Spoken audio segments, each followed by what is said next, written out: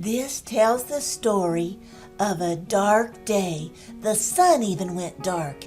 Now we call it Good Friday. But why? Watch and see. Now little ones should watch this with a grown-up.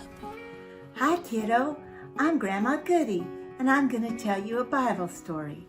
Jesus had been arrested in the middle of the night and taken secretly to the home of the high priest, and they had a secret trial.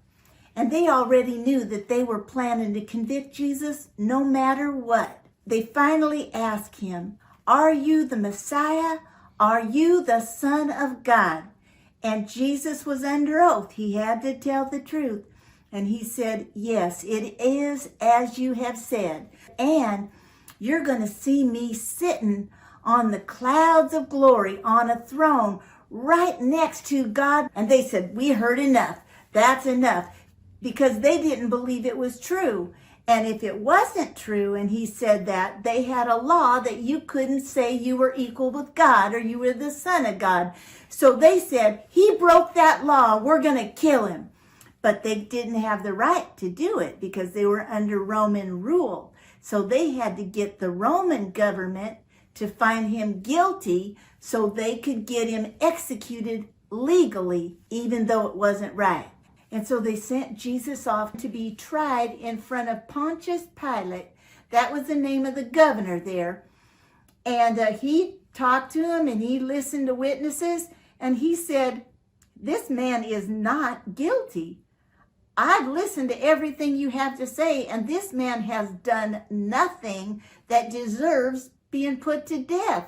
He's not guilty." But the religious leaders, they'd hear none of it. So they kept at it, and so Pontius Pilate said, "Well, wait, he's from Galilee? The ruler of the area of Galilee is here in town in Jerusalem. We'll send him to him." That's King Herod.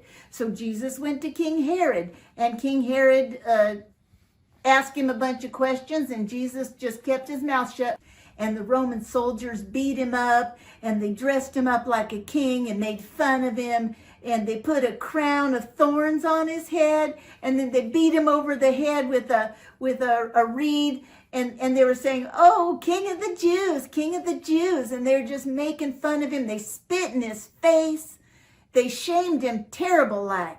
So King Herod, he sent Jesus back to Pontius Pilate. But they insisted. They wanted Jesus crucified, and so they kept at it. "How about I let him go free? Every Passover, we just let one person get a pass, and they get free. I'll let him go." And they said, "No, we want somebody else." And they asked for a man named Barabbas. He was a murderer. They got him instead of Jesus. Pilate said, "Well, take him and do what you will."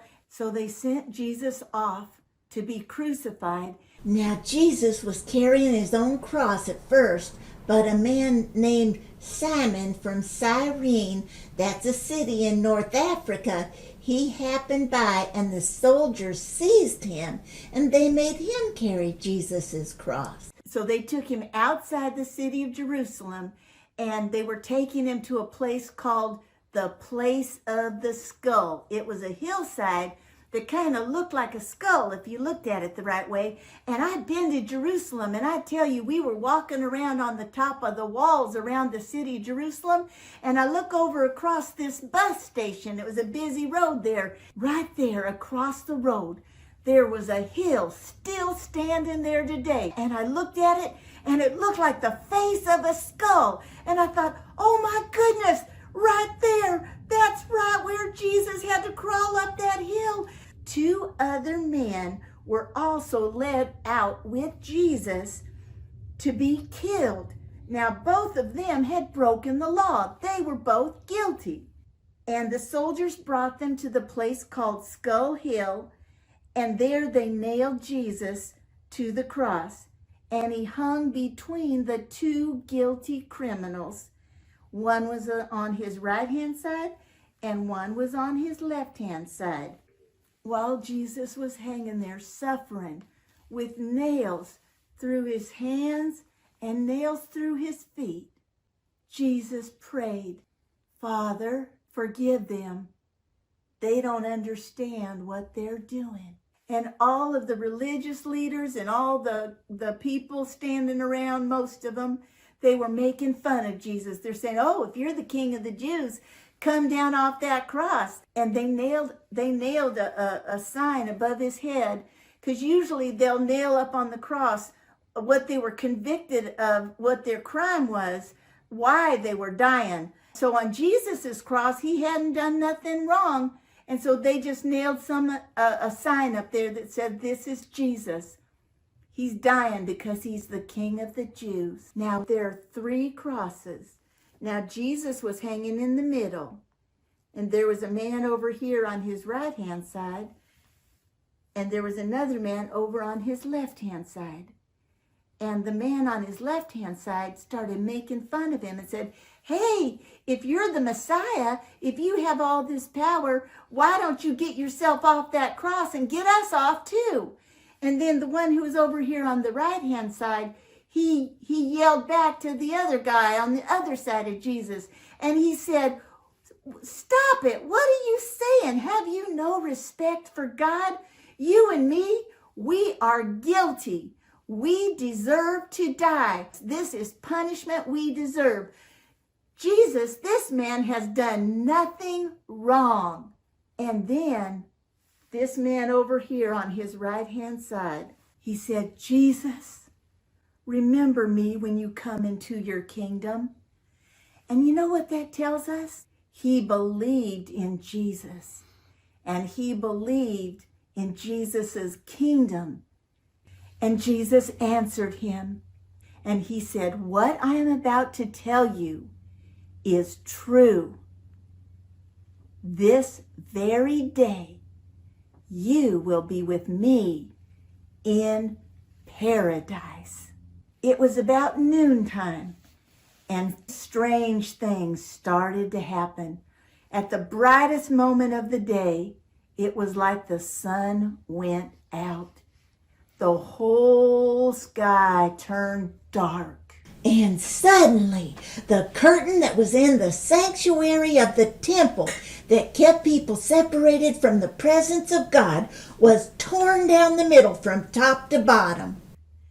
And Jesus hung there in the darkness from noon for 3 whole suffering hours. The sun had stopped shining. Jesus cried out in a loud voice, Father, into your hands I commit my spirit. And after he said this, he took his last breath and died. When the Roman officer overseeing the crucifixion saw what had happened, he worshiped God and said, surely this man was innocent. And a man named Joseph, who was a member of the Jewish council and a secret believer in Jesus, got permission from Pilate to take down Jesus' body. Now he was helped by Nicodemus. He was the one who had come secretly to Jesus by night. And they carried Jesus' body to a new tomb that had been cut into the rock. And they wrapped Jesus in strips of cloth. And then they laid Jesus' dead body in that tomb. They rolled a heavy stone in front of the door to seal it. And then everybody had to go home because it was the day of rest and no one was allowed to do any work. I wonder if Nicodemus remembered what Jesus had told him. For God so loved the world that he gave his one and only Son, that whoever believes in him should not perish but have everlasting life. I want to show you where this story is in the Holy Bible, and it's in the New Testament, the book of Luke, chapter 23, verses 1 to 49. And if you're using the secret code, it's LUK23 and the 2 dots and then 1 through 49. You remember, kiddo, Grandma Goodie loves you, but God loves you more, and it's going to be okay. Be sure to watch the rest of the story.